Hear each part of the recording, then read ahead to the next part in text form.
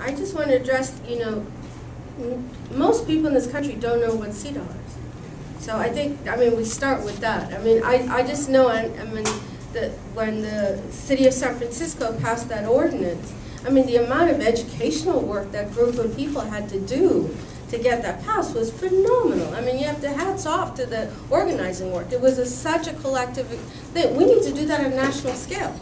I mean, if you, I mean, other than the sort of halls of the UN, if you said CEDAW, no one's going to know what that is. So I think we need to really go out and do that educational effort.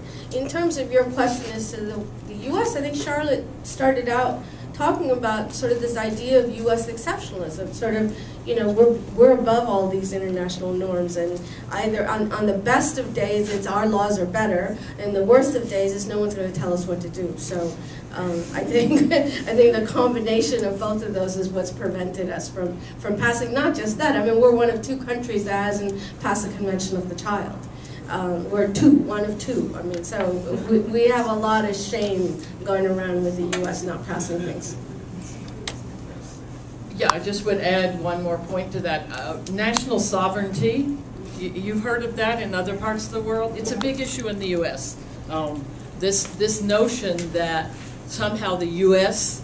is all in favor of international human rights being monitored in the rest of the world does not apply to, and I don't just mean government, I mean to much of the attitude of people in this country to anybody else, as Radhika said, telling us what to do. So we have our cultural wars and cultural issues in this country, just like you do in Nigeria and everywhere else. And one of them is, are we going to see ourselves as part of a world in which international human rights are monitored and enforced by a world and which we don't see ourselves as exceptional? That's the exceptionalism, and outside of that. That is one very important issue. It has held back a lot of international human rights treaties being ratified, although that began to change again in the Clinton years, and we have begun to ratify a few more. So we think that's possible. The second thing I want to say is we also have our culture wars over issues of sexuality and family. And this treaty and the ER Equal Rights Amendment in the, I'm probably the only one here who was around then in that era.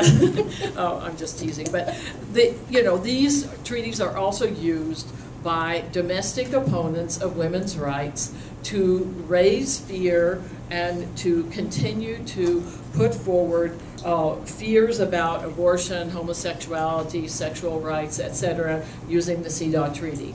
As we all know, the treaty doesn't directly address those issues as such. It does address women's right to control their bodies. Many of us would interpret that to include those issues, but that is not what the treaty says. But that is part of the battle that the culture wars in this U.S. has also created around the ratification of the treaty. So all the issues you deal with in Nigeria, we have a domestic equivalent.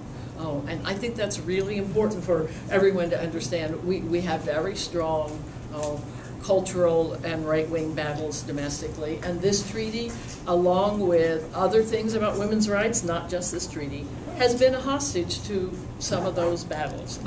And that's why I said earlier, it's really important to educate people what the treaty actually says.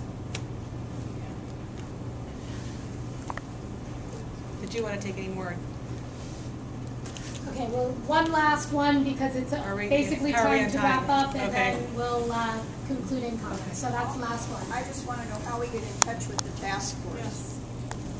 Okay, there's on that there's a fact sheet in the back, and if we've run out, I have another one up here with contact information.